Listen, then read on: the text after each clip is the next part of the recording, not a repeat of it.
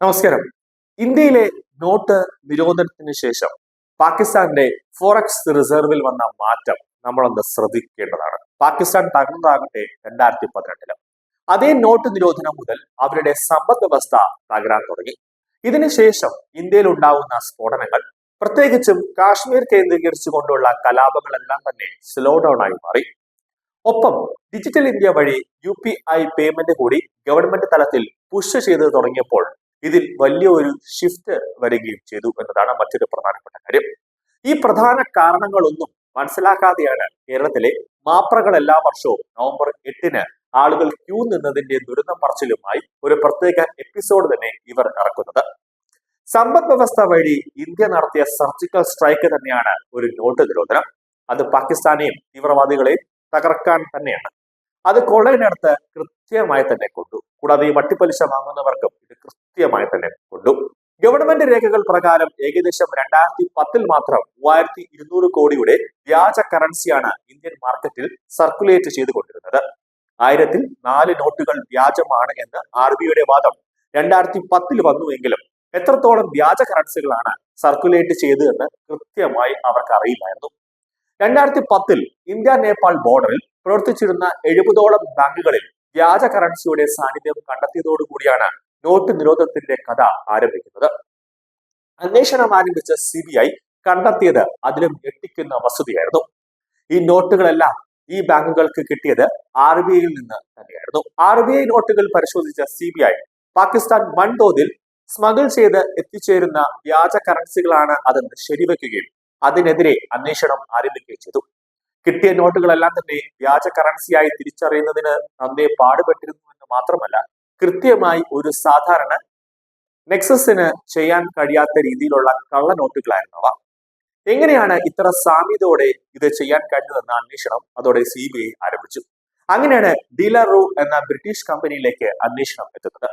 1990-കൾ മുതൽ Indian currency print ചെയ്യാൻ നൽകുന്ന 3 കമ്പനികളിൽ ഒന്നായിരുന്നു ഇവർ. 2004-ൽ ചിദംബരം സാമ്പത്തിക മന്ത്രിയായിരിക്കെ security printing and minting corps of India വഴി ഈ കമ്പനിയിൽ നിന്നും സെക്യൂരിറ്റി പ്രിന്റിംഗ് പേപ്പർ വാങ്ങാൻ തീരുമാനിച്ചിരുന്നു. ഇനിയാണ് ഒരു ഗംഭീരമായ ട്വിസ്റ്റ് സംഭവിച്ചത്. ഇതേ ബ്രിട്ടീഷ് കമ്പനിയായ ഡീലറു വഴി തന്നെയായിരുന്നു പാകിസ്ഥാനും SSP വാങ്ങിയിരുന്നത്. പാകിസ്ഥാൻ ഈ പഴുതുപയോഗിച്ച് വ്യാജ കറൻസികൾ അടിച്ചിറക്കുകയും അത് പ്രചരിപ്പിക്കുകയും ചെയ്തു. അത്രത്തോളം പെർഫെക്റ്റ് ആയ ക്രൈം ആയതുകൊണ്ട് തന്നെ നോട്ടിലെ വ്യത്യാസം തിരിച്ചറിയാൻ ഏതാണ്ട് അസാധ്യമായിരുന്നു. ഇതിന്റെ നേട്ടം പാകിസ്ഥാന്റെ എക്കോണമിയിലും വലുതായി പ്രതിഫലിക്കുകയും ചെയ്തു. അവർക്ക് സാമ്പത്തികമായി ഒരു നേട്ടമുണ്ടായി. 2010-ൽ പ്രണബ് മുഖർജി സാമ്പത്തിക മന്ത്രിയായ സമയം ഈ കമ്പനിയെ ബ്ലാക്ക് ലിസ്റ്റ് ചെയ്തിരുന്നു.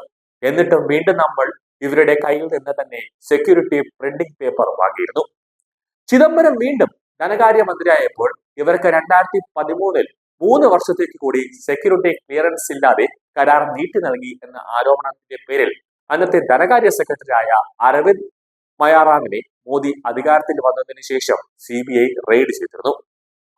അങ്ങനെ അറസ്റ്റ് ഉൾപ്പെടെ നടന്നിരുന്നു.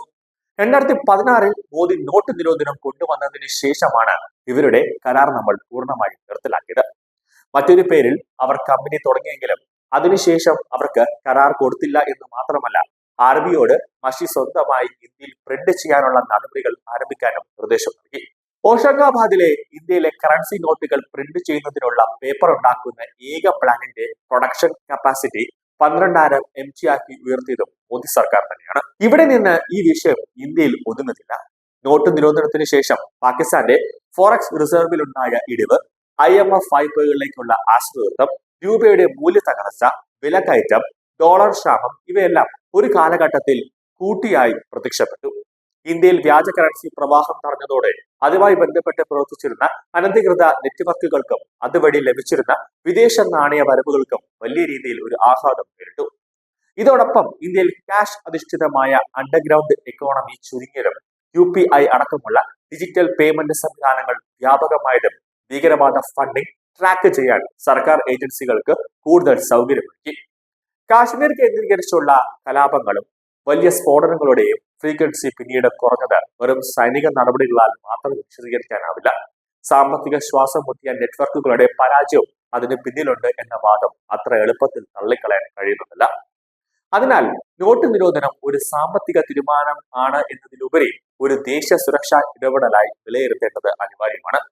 ആളുകൾ ക്യൂ നിന്ന ദുരിതം മാത്രമെടുത്ത് ഓരോ നവംബർ 8-നും കഥ പറയുന്നത് ചരിത്രത്തോടും സമ്പദ് വ്യവസ്ഥയോടും ചെയ്യുന്ന അനീതി തന്നെയാണ്. ഇന്ത്യ തോക്കെടുത്തില്ല, ബോംബ് വീശിയില്ല, എന്നിട്ടോ സമ്പദ് വ്യവസ്ഥയെ ആയുധമാക്കി.